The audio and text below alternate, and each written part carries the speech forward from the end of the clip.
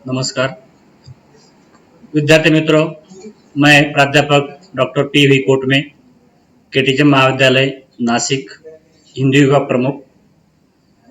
आप सब जानते हैं सन 2020 ये वर्ष किस लिए चर्चित रहा है या हम अनुभव कर रहे हैं, वह है कोरोना महामारी। कोरोना महामारी से सबका जीवन अस्त व्यस्त कर दिया है। ऐसे समय शैक्षिक क्षेत्र में विद्यार्थी सबसे अधिक प्रभावित हुए हैं। उन्हें महाविद्यालय में यहाँ जो आना चाहते हैं वह आ नहीं सके। अध्यापन से उनका बहुत यहाँ नुकसान हो रहा है। ऐसे समय सन 2020-21 यह शैक्षिक वर्ष प्रारंभ करते हुए हमें ऑनलाइन अध्यापन के माध्यम से यहाँ जो विद्यार्थियों को सभी विषयों का ज्ञान है या अध्यापन है वह करना है। इस अध्यापन में जो विषय हैं उन विषयों के अलग अलग जो तासिकाएं हैं वो तासिकाएं आपके सामने ऑनलाइन माध्यम से पहुंचाने का प्रयास होगा।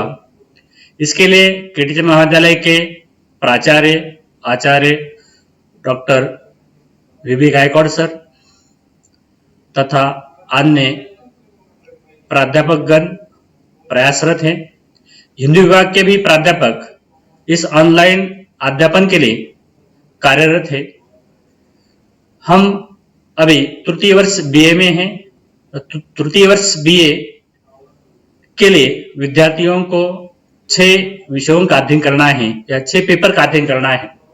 हिंदी विषय के जो विद्यार्थी हैं उनके लिए हिंदी के 3 विषय हैं, अन्य 2 सामान्य विषय हैं, एक कंपलसरी अंग्रेजी का विषय है। तो यहाँ हिंदी विशेष के जो विद्यार्थी हैं उनके लिए हिंदी विशेष के 2 पेपर, हिंदी सामान्य का 1 पेपर।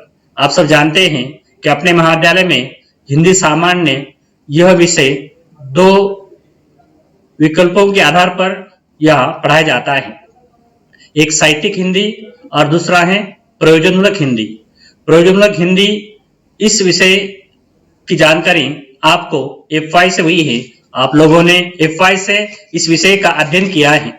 तो यह प्रयोजनमूलक हिंदी आप जानते हैं कि हिंदी की एक शाखा है।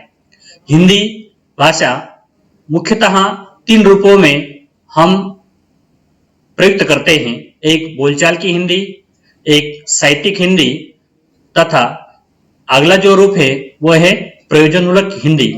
तो ये जो प्रयोजनमूलक हिंदी है वह प्रयोजनमूलक हिंदी यहाँ अनायास ही है, विषय निर्माण नहीं हुआ है। आप जानते हैं कि स्वाधीनता के बाद देश के लिए यहाँ एक राजभाषा की जरूरत थी, प्रशासन के लिए एक राजभाषा की जरूरत थी और उस भाषा की पूर्ति के लिए यहाँ बड़े संघर्ष से हिंदी को राजभाषा का इस संविधान में, भारतीय संविधान में स्थान मिला। वैसे हिंदी विश्व में विद्यमान समृद्धतम भाषाओं में से एक है। उसकी संरचना की सौंदर्यशीलता, भाव भंगिमाओं की गहनता, अभिव्यक्ति की तीव्रता तथा शैलियों की विविधता यहाँ महत्वपूर्ण है। हिंदी भाषा अनेक उन्नत रूपों में आज प्रवहमान है। आधुनिक युग में विश्व फलक पर विज्ञान और टेक्नोलॉजी के विकास में भारत के शिक्षा, ज्ञान विज्ञान, व्यापार, सरकारी कार्यविधि के विभिन्न क्षेत्रों तथा भाषागत अंतर प्रवाहों के संपर्क सूत्रों को यथावत अभिव्यक्त कर परिभाषित करने हेतु हिंदी भाषा की वृत्तियों, प्रवृत्तियों एवं प्रायोगिक स्तरों में आमूल परिवर्तन की युगीन आवश्यकता महसूस की गई है, जिसके तहत हिंदी का सर्वथा नया प्रयोगधर्मी रूप उभर कर सामने आया है। वही प्रयोजनमूलक हिंदी है या प्रयोजन हिंदी के रूप में जाना जाता है। इस प्रयोजनमूलक हिंदी को भाषा विज्ञान की एक उप शाखा के रूप में यहाँ विकसित किया गया है। इस प्रयोजनमूलक हिंदी का यह रूप आज भाषा विज्ञान के अनुप्रयुक्त भाषा विज्ञान के रूप में जाना जाता है। प्रयोजनमूलक एक पारिभाषिक शब्द है जो भाषा की अनुप्रयुक्तता और प्रायोगिकता के निश्चित अर्थ में प्रयुक्त है।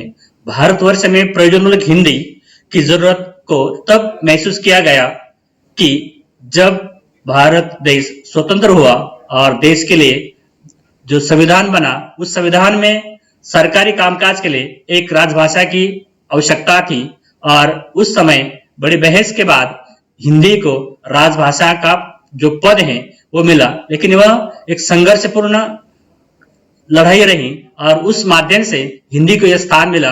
तो उस स्थान के बाद आगे चलकर सरकारी कामकाज करने के लिए हिंदी को यहाँ अधिक विकसित करने का प्रयास हुआ। उसके लिए भारत सरकार ने राजभाषा आयोग का निर्माण किया। उसी के साथ भाषा को विकसित करने के लिए अनेक शब्दावली आयोग निर्माण किए और उनके माध्यम से यह हिंदी भाषा यानी जो आज हम प्रयोजनमूलक हिंदी मानते हैं वो भाषा विकसित हुई और इस भाषा के माध्यम से आज जो सरकारी कार्य हैं या सरकारी कामकाज है वह हिंदी के माध्यम से होता है, जिसे हम व्यवहारिक हिंदी भी कहते हैं, अप्लाइड लैंग्वेज भी कहते हैं, प्रयोजनमूलक हिंदी भी कहते हैं या फंक्शनल हिंदी भी कहते हैं। उस हिंदी का यह जो प्रयास है वह आगे चलकर विकसित होता रहा और आगे चलकर उसे एक नाम दिया गया प्रयोजनमूलक हिंदी। ये प्रयोजनमूलक हिंदी अनेक रूपों में प्रयुक्त होता है, उसके प्रयुक्ति के अनेक रूप है।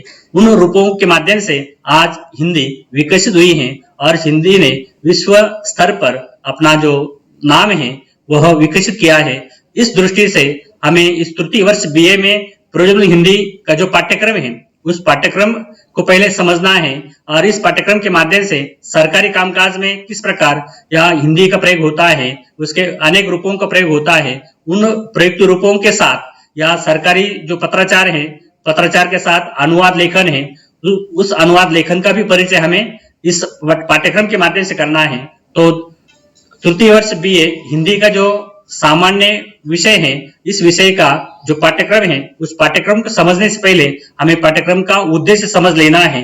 तो पाठ्यक्रम का जो उद्देश्य यहाँ सावित्रीबाई फुले पुणे विश्वविद्यालय ने निर्धारित किया है, उस उद्देश्य को समझना है कि किस आधार पर हमें यहाँ इस विषय का अध्ययन करना है और कैसे अध्ययन करना है और उस विषय से हमें क्या हासिल करना है। इसलिए छात्रों को सबसे पहले कार्यालयीन कार्य पद्धति की जानकारी इस पाठ्यक्रम के माध्यम से मिलेगी। छात्रों को सरकारी पत्राचार के प्रकारों, स्वरूप, भाषा शैली आदि की जानकारी यह मिल जाएगी। उसके बाद छात्रों को अनुवाद प्रक्रिया तथा कार्यालयीन अनुवाद से अवगत यहाँ किया जाएगा। उसके बाद छात्रों को क्षेत्र कार्य या फील्ड वर्क जो है उससे परिचित किया जाएगा। छात्रों को प्रतिवेदन, रिपोर्टिंग, रूपांतरण, साक्षात्कार के स्वरूप से परिचित किया जाएगा। आगे चलकर छात्रों को राजभाषा हिंदी की जो संवैधानिक प्रावधान है, यानी हमारे संविधान में राजभाषा हिंदी को लेकर कौन कौन से प्रावधान किए गए हैं। आप जानते हैं संविधान के अनुच्छेद 343 से लेकर 351 तक जो प्रावधान है वह प्रावधान इस माध्यम से हमें यहाँ अध्ययन करने हैं। उसी के साथ हिंदी के प्रचार प्रसार के लिए अनेक संस्थाएं हैं, अनेक व्यक्ति कार्यरत है, उन संस्थाओं का कार्य यहाँ हमें समझ लेना है। इसी के साथ छात्रों को अंग्रेजी और हिंदी का परिचय होने के लिए अंग्रेजी और हिंदी में अनुवाद की क्षमता बढ़ाने के लिए या पारिभाषिक वाक्य एवं संस्कृतियों का यहाँ समावेश किया गया है और उसके लिए एक सूची दी गई है। उसी सूची का अध्ययन यहाँ विद्यार्थियों को करना है। तो इस दृष्टि से हमें ये जो उद्देश्य सामने रखकर प्रयोजनमूलक हिंदी का जो पाठ्यक्रम है वह समझना है। तो प्रथम सत्र के लिए प्रयोजनमूलक हिंदी का जो पाठ्यक्रम है वह इस प्रकार है। पहला विषय है प्रयोजनमूलक हिंदी प्रयुक्ति के माध्यम। इसमें 5 माध्यमों का परिचय हमें करना है। खड़ी बोली, मानक हिंदी, उसी तरह या मानक भाषा, संपर्क भाषा, राष्ट्रभाषा, राजभाषा। उसके बाद दूसरा विषय है कार्यालयीन हिंदी पत्राचार। इसमें सरकारी स्तर पर जो पत्राचार होता है उसे 2 भागों में यहाँ रखा है। पहला भाग है सरकारी पत्र की विशेषताएं, इसमें सरकारी पत्र की जो विशेषताएं हैं उन विशेषताओं को हमें यह समझना है। दूसरा भाग है सरकारी पत्रों के विविध रूप और प्रकार। सरकारी पत्र अनेक रूपों में निर्माण होते हैं, तैयार किए जाते हैं, तो वह रूप हमें यहाँ समझना है और उनके जो प्रकार हैं वो प्रकार यहाँ अध्ययन करने हैं। उनमें सरकारी पत्र, अधिसूचना, प्रेस विज्ञप्ति, निविदा, परिपत्र, कार्यालय आदेश, आवेदन पत्र, इनका परिचय प्राप्त करना है। उसके बाद अगला विषय है अनुवाद प्रक्रिया तथा कार्यालयीन अनुवाद। इसमें अनुवाद की पृष्ठभूमि, अनुवाद प्रक्रिया के 3 चरण वो समझने हैं और ये 3 आधारों पर यह दिए हैं। जैसे पहले अनुवाद स्वरूप, महत्व, उसमें अनुवाद की प्रक्रिया, हिंदी अनुवाद का महत्व, सूचना तकनीक में अनुवाद का महत्व। अगला विषय है अनुवाद के प्रकार, उसमें अनुवाद की पृष्ठभूमि, अनुवाद के विभिन्न आधार, जैसे मुख्य 3 आधार हैं भाषा, विषय, विधा। इस आधार पर अनुवाद के जो प्रकार अध्ययन के लिए है वह हमारे सामने है। पहला है शब्दानुवाद, दूसरा है भावानुवाद, तीसरा है छायानुवाद, चौथा है मशीनी अनुवाद, पांचवा है वैज्ञानिक एवं तकनीकी साहित्य का अनुवाद, छठवां है बैंकिंग अनुवाद और सातवां है कंप्यूटर अनुवाद। इसी के साथ यह अनुवाद करने के लिए विद्यार्थियों को या किसी भी व्यक्ति को जिन गुणों की आवश्यकता होती है उन गुणों के परिचय के लिए या पाठ्यक्रम में अनुवादक के गुण इस विषय को भी रखा गया है। यह गुण अध्ययन कर, इन गुणों का परिचय प्राप्त कर विद्यार्थी अच्छी तरह से अनुवाद जो कौशल हैं वो विकसित कर सकते हैं। उस दृष्टि से अनुवाद के गुण यह भी एक विषय यहाँ अध्ययन के लिए है। इसके बाद विद्यार्थियों को अंग्रेजी से हिंदी या मराठी से हिंदी में अध्ययन करने के लिए जिस कार्य की जरूरत है, जिस अनुभव की जरूरत है, उसके लिए यहाँ कुछ परिच्छेद दिए जाते हैं। उन परिच्छेदों का, यानी अंग्रेजी या मराठी परिच्छेद होते हैं, उन परिच्छेदों का विद्यार्थियों को स्वयं अनुवाद कर देखना है और धीरे धीरे जो अनुवाद प्रक्रिया है या अनुवाद का कार्य है वो विकसित करना है। उसके लिए 100 शब्दों के परिच्छेद दिए जाते हैं। उसी के साथ अंग्रेजी अथवा मराठी से विद्यार्थी स्वयं हिंदी में अनुवाद कर सकते हैं और इसके लिए यह पारिभाषिक वाक्यों का यहाँ परिचय दिया गया है या पारिभाषिक वाक्यों की एक सूची दी गई है। उन वाक्यों का अनुवाद विद्यार्थियों को अंग्रेजी से हिंदी में करना है। उसी प्रकार संस्कृतियां रखी गई है। अंग्रेजी संस्कृतियां है जो सरकारी कार्यालयों में प्रयुक्त होती है, बैंकों में प्रयुक्त होती है। उन संस्कृतियों का अंग्रेजी से हिंदी में अनुवाद करना है। उसकी सूची यहाँ निर्धारित कर दी है। उसी सूची के आधार पर विद्यार्थियों को अध्ययन करना है। तो इस तरह हम यहाँ इस प्रथम सत्र में यानी TYBA के प्रथम सत्र में अनुवाद के साथ जो अन्य विषय हैं उन विषयों का यह अध्ययन प्रारंभ करेंगे। आज इस पाठ्यक्रम के परिचय के साथ हम यहाँ रुक जाते हैं। धन्यवाद।